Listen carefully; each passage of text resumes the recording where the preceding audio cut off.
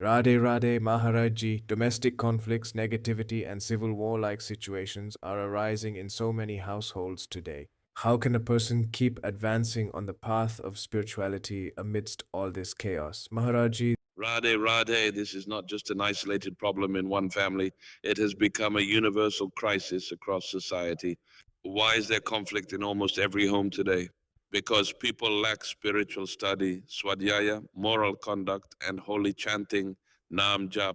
Respect for others has vanished. Young children disrespect elderly parents, parents crush their children's feelings, and guardians act out of exploitation rather than nurturing. True affection between husband and wife, father and son, or brother and brother has become extremely rare. Why does discord happen? Because everyone wants the world to bend according to their personal desires and comforts. The moment our self interest or pleasure is obstructed by someone else, argument breaks out. If you want to survive family conflict, learn to quiet yourself rather than trying to fix or silence others. Trying to forcefully control others only ignites anger and worsens the feud. By learning inner calm, you protect your own peace. Look at how human nature works. Whatever habit you cultivate becomes reinforced over time. If you start chanting God's name 10 times today, tomorrow you will naturally chant 12, then 15, then 18 times. After a few months, you will feel incomplete without chanting. On the other hand, if a youth constantly jumps from one romantic relationship to another, indulging endlessly in temporary pleasures and breakups, that reckless tendency also hardens into habit. When such a person enters marriage, their restless mind cannot find peace anywhere. How can such a household ever be harmonious? Sensory desires expand, demands grow, and loyalty vanishes, making conflict inevitable. Young people demand material luxuries, and when parents cannot afford them, they turn to harmful addictions and unethical paths just to prove their status to the world. Only those few who hold on to righteousness, chant God's name, listen to holy discourses, satsang, and study sacred texts remain protected from this mental decay. Look closely at your own inner state. Is your mind truly peaceful, or is it pulled constantly by sensory desires? When a heart becomes free from conflict, it reaches a state where it neither grieves nor desires, na sochati na kangshati. It rests in divine bliss.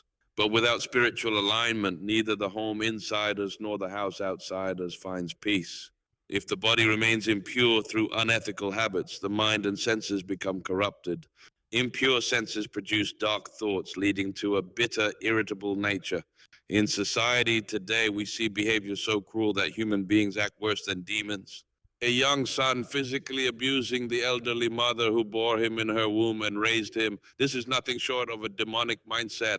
An elderly father who sacrificed his entire life's earnings to educate his children, only to be thrown out or mistreated by them. These heart wrenching realities burn the heart. This is why I constantly request everyone start chanting God's name and teach your young children to sit for just 5 minutes a day to chant Radha Radha. Instill moral values early so they grow into responsible, compassionate human beings. When young people attend satsang, their lives transform. Many young men come to me and say, Maharaj Ji, I gave up all my bad habits. I now care for my parents with love. Hearing this brings true comfort to my heart. We must realize that God resides not only in temple idols, but within every human heart. Caring for your mother, father, wife, and child with love is itself a form of divine worship. Look at how holidays are celebrated today. People getting drunk, creating chaos on the streets, and acting recklessly. Is that a real celebration? A true celebration means gathering together, preparing delicious food, offering it to the Lord, chanting his name, and sharing joy with everyone. Intoxication and misconduct reflect a demonic culture, not Indian heritage. India has always been a land of great sages, yogis, and spiritual wisdom that the entire world looks up to. We should lead by example, not corrupt ourselves by imitating harmful trends from elsewhere. Homes that indulge in meat, alcohol, and vulgarity will always be filled with strife. But homes where even 10 minutes of daily kirtan, devotional singing, and prayer take place will radiate peace. Even if they face temporary financial struggles, their family lineage remains pure, and they will shine like a steady flame. Maharaj Ji, this is my exact pain. I was a government police officer. 6 years ago, I gave up my job entirely to serve my wife and children. I gave them everything I had. my property, my savings, my life. But for the past few years, there has been extreme violence at home. My own family beat me and choked my throat multiple times. In total despair, I abandoned my home in Delhi, left everything behind, and fled here to Vrindavan. I have nowhere else to go. Listen to me carefully. This is not just your story, it is the story of millions of fathers today. You dedicated your whole life to them, and in return, they abused you. But do not cry. I tell you, immense divine grace, Kripa, has been showered upon you. Normally, human beings remain trapped in attachment to their spouse, children, and property until their last breath, completely forgetting God. The world you were supposed to detach from has forcefully cast you out. Consider yourself free. You were trapped in a fortress of worldly attachment, and God pulled you out.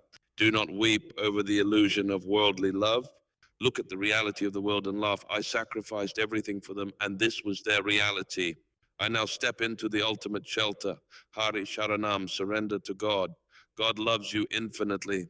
He nourishes all living beings in the universe. He will surely take care of you. Do not look back wishing for worldly affection again. Spend the remaining stage of your life chanting Radha Radha, residing in Vrindavan and resting in the divine love of God. Your life is now truly liberated.